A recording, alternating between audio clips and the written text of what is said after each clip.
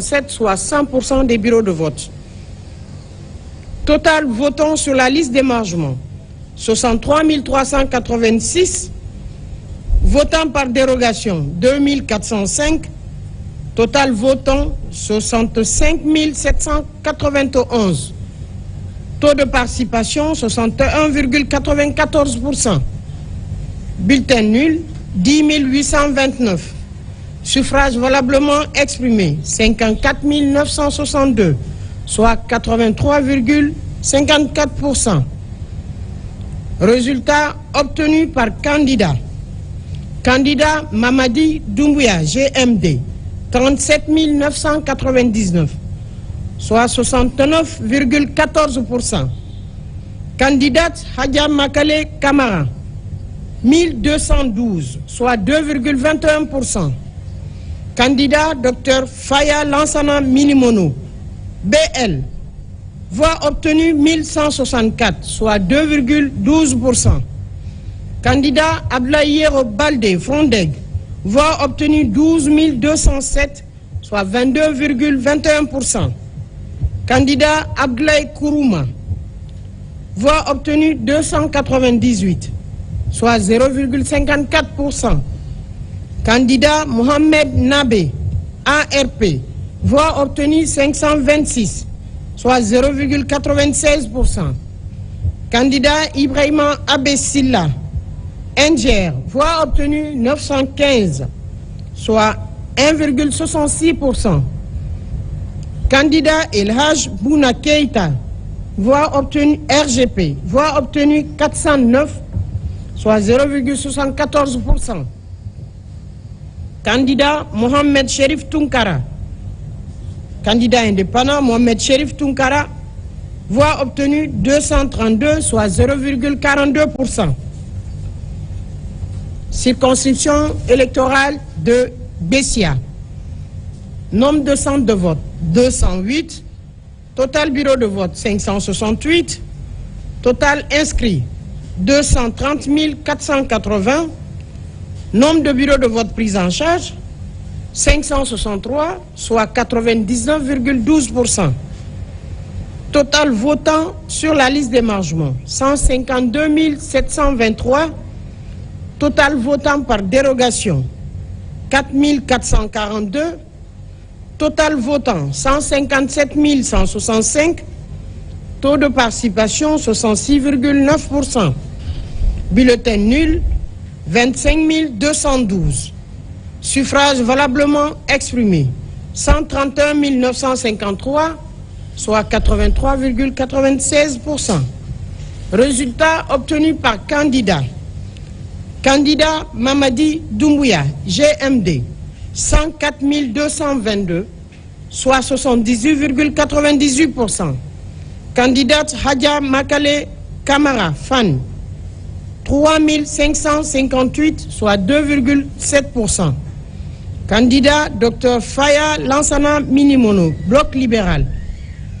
Voix obtenue 3 833, soit 2,91%. Candidat Ablaye Balde Frondeg, voix obtenue 13 653, soit 10,35%. Ablaye Kourouma, RRD, voix obtenue 827, soit 0,63%. Candidat Mohamed Nabe, ARP, voix obtenue 1471, soit 1,11%.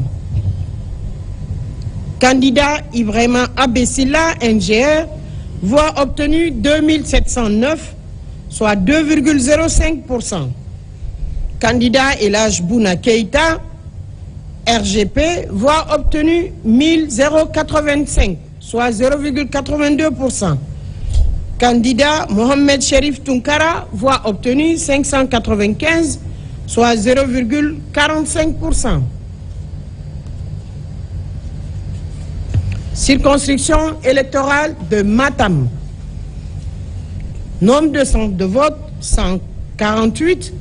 Nombre de bureaux de vote 263. Bureau de vote pris en charge 263, soit 100%. Total inscrit 88 217. Total votant sur la liste d'émargement, 60 759. Total votant par dérogation, 2013. Total votant, 62 772. Taux de participation, 69,57%.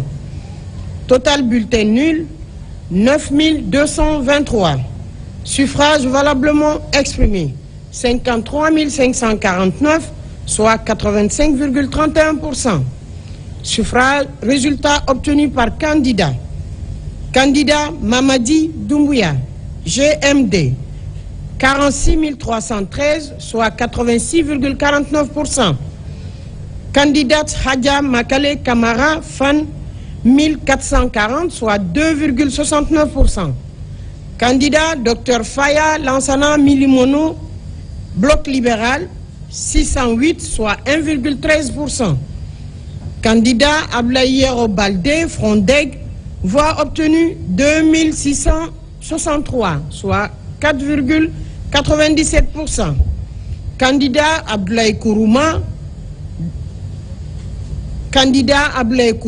RRD, voix obtenue 224, soit 0,42%. Candidat Mohamed Nabé, ARP, voix obtenue 610, soit 1,14%. Candidat Ibrahima Abessila, NGR, voix obtenue 1046, soit 1,95%.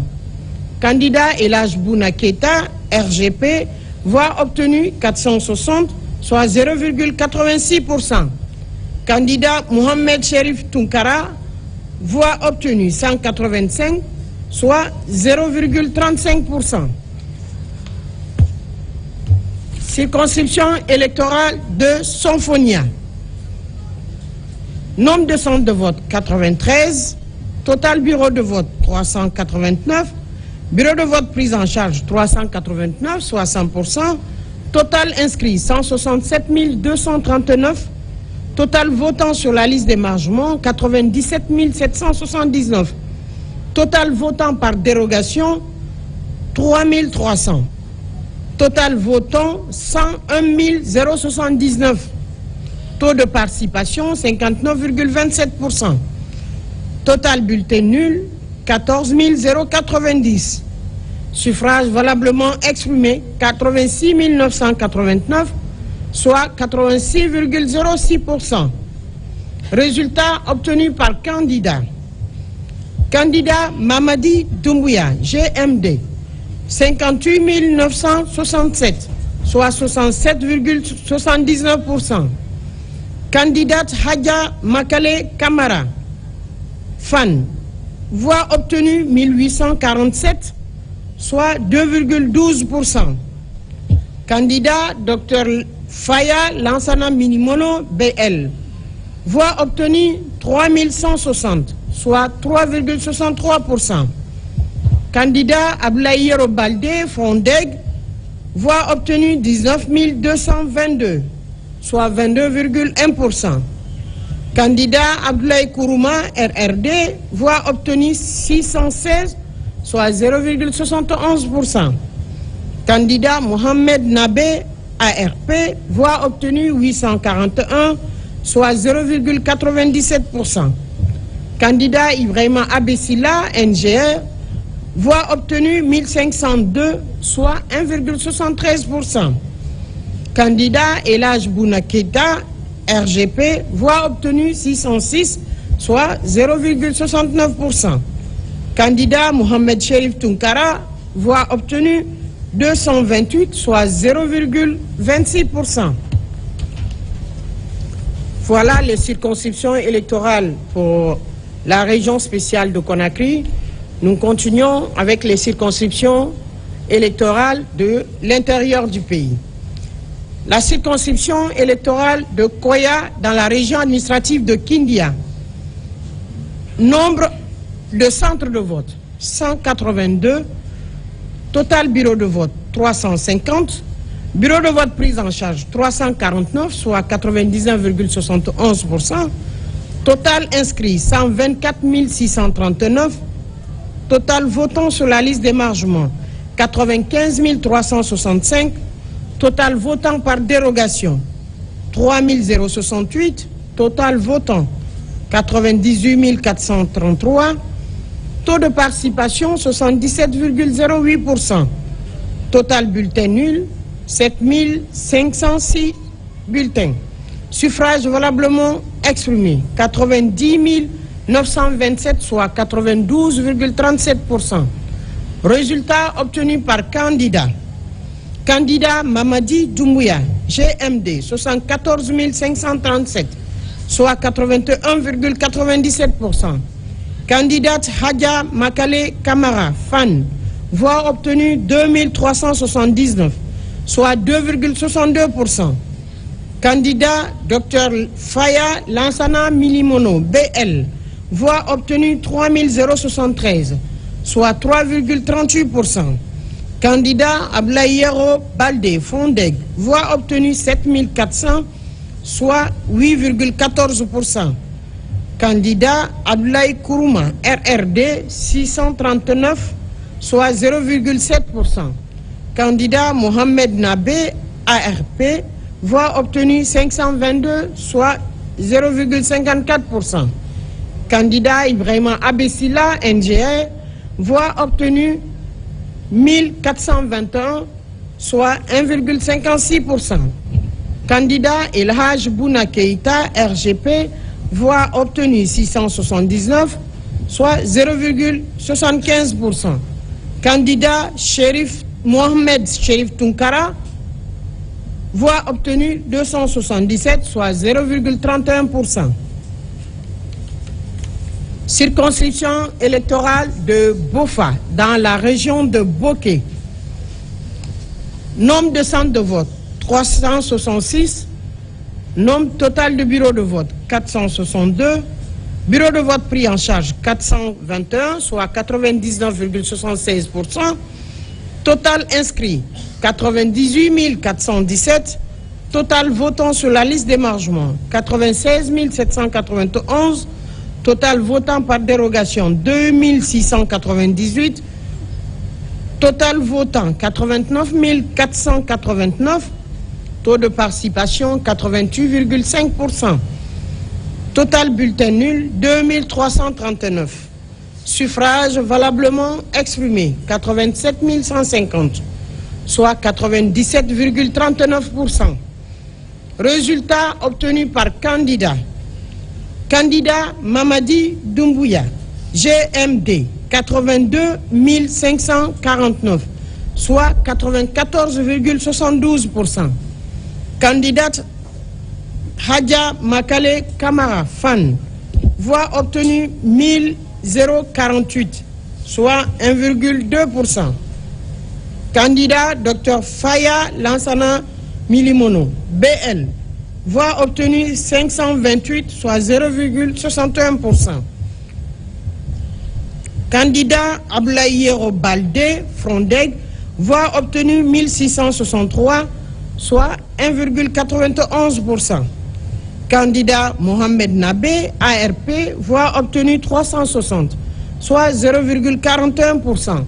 Candidat Ibrahima Abessila, NGR, voix obtenue 426, soit 0,49%. Candidat Elhaj Bouna Keïta, RGP, voix obtenue 243, soit 0,28%. Candidat Mohamed Chérif Tunkara, voix obtenue 104, soit 0,12%. Circonscription électorale de Fria, dans la région administrative de Boké.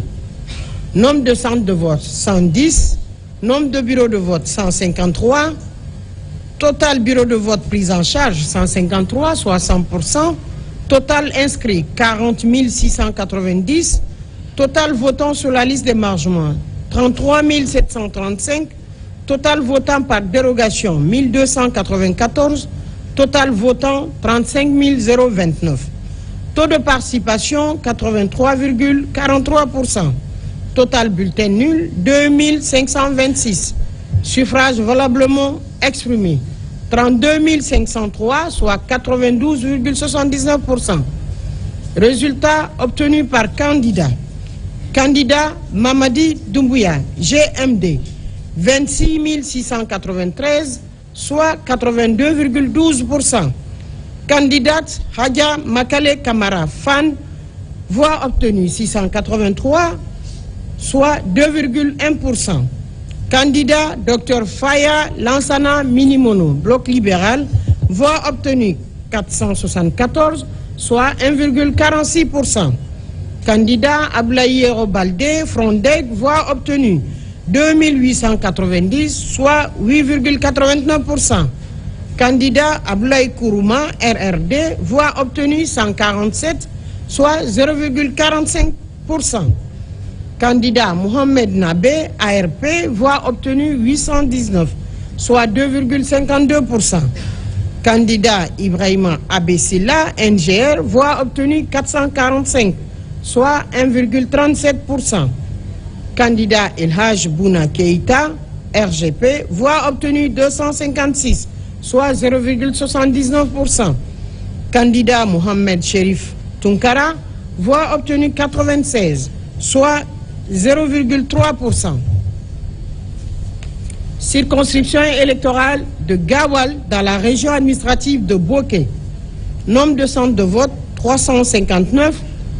Nombre de bureaux de vote 386. Bureaux de vote pris en charge 386, soit 100%. Total inscrit 74 805. Total votant sur la liste d'émargement 61 452. Total votant par dérogation 2712. Total votant 64 164. Taux de participation 82,77%.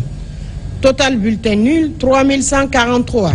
Suffrage valablement exprimé 61 021, soit 95,1%. Résultat obtenu par candidat. Candidat Mamadi Doumbouya, GMD 51 418, soit 84,26%. Candidate Hadja Makale Kamara, FAN, voix obtenue 1317, soit 2,16%. Candidat Dr Faya Lansana Minimono, bloc libéral, voix obtenue 1711, soit 2,81%. Candidat Ablaye Robalde, Frondeg, voix obtenue 4351, soit 7,13%. Candidat Mohamed Nabé, ARP, voix obtenue 427, soit 0,7%. Candidat Ibrahima Abessila, NGR, voix obtenue 751, soit 1,23%. Candidat Elhaj Bouna Keïta, RGP, voix obtenue 306, soit 0,5%. Candidat Mohamed Cherif Tunkara, voix obtenue 323, soit 0,53%. Circonscription électorale de Koundara, dans la région administrative de Boké. Nombre de centres de vote 203. Nombre de bureaux de vote 243. Bureaux de vote pris en charge 242, soit 99,59%. Total inscrit 65 047. Total votant sur la liste d'émargement 55 617. Total votant par dérogation 1837. Total votant 57 554. Taux de participation 85,89%. Total bulletin nul 2110. Suffrage valablement exprimé 55 344, soit 96,33%. Résultat par candidat. Candidat Mamadi Doumbouya, GMD, 46 241, soit 83,55%. Candidate Hadja Makale Kamara, FAN, voix obtenue 1059, soit 1,92%. Candidat Dr Faya Lansana Minimono, bloc libéral, voix obtenue 1013, soit 1,83%. Candidat Ablaye Robalde, Frondeg, voix obtenue 5302, soit 9,58%. Candidat Ablaye Kourouma, RRD, voix obtenue 316, soit 0,57%. Candidat Mohamed Nabé, ARP, voix obtenue 256, soit 0,46%. Candidat Ibrahima Abessila, NGR, voix obtenue 558, soit 1,01%. Candidat El Haj Bouna Keïta, RGP, voix obtenue 383, soit 0,69%. Candidat Mohamed Cherif Tunkara, voix obtenue 216, soit 0,39%. Circonscription électorale de Koubia, dans la région administrative de l'Abbé. Centre de vote 202, nombre de bureaux de vote 216, bureau de vote pris en charge 215, soit 99,54%, total inscrit 47 169, total votant sur la liste d'émargement 38 067, total votant par dérogation 1238, total votant 39 305, taux de participation 81,2%, total bulletin nul 1617, suffrage valablement exprimé 37 688, soit 95,89%. Résultat obtenu par candidat. Candidat Mamadi Doumbouya, GMD, 27 244, soit 72,29%. Candidate Hadja Makale Kamara, FAN, voix obtenue 1021, soit 2,71%. Candidat Dr Faya Lansana Minimolo, Bloc libéral, voix obtenue 937, soit 2,49%. Candidat Ablaye Balde, Frondeg, voix obtenue 7103, soit 18,85%. Candidat Ablaye Kourouma, RRD, voix obtenue 356, soit 0,94%. Candidat Mohamed Nabé, ARP, voix obtenue 290, soit 0,77%. Candidat Ibrahima Abessila, NGR, voix obtenue 420, soit 1,11%. Candidat El Haj Bouna Keïta, RGP, voix obtenue 181, soit 0,48%. Candidat Mohamed Cherif Tunkara, voix obtenue 136, soit 0,37%. Circonscription électorale de Mali, dans la région administrative de l'Abbé. Centre de vote 456, bureau de vote 492, bureau de vote prise en charge 487, soit 98,98%. Total inscrit 108 373, total votant sur la liste d'émargement 90 474, total votant par dérogation 2696, total votant 93 170, taux de participation 83,88%. Total bulletin nul 2542, suffrage valablement exprimé 90 628, soit 97,27%. Résultat obtenu par candidat. Candidat Mamadi Doumbouya, GMD 76 513, soit 84,43%. Candidate Hadja Makale Kamara, FAN, 1557, soit 1,72%. Candidat Dr Faya Lansana Minimono, Bloc libéral, voix obtenue 1378, soit 1,52%. Candidat Ablayero Balde, 9004 Frondeg, voix obtenue 9080, soit 10,02%. Candidat Ablaye Kourouma, RRD, voix obtenue 421, soit 0,46%. Candidat Mohamed Nabé, ARP, voix obtenue 520, soit 0,57%. Candidat Ibrahima Abé Silla, NGR, voix obtenue 759, soit 0,84%. Candidat El Haj Bouna Keïta, RGP, voix obtenue 210, soit 0,23%. Candidat Mohamed Cherif Tunkara, voix obtenue 190, soit 0,21%.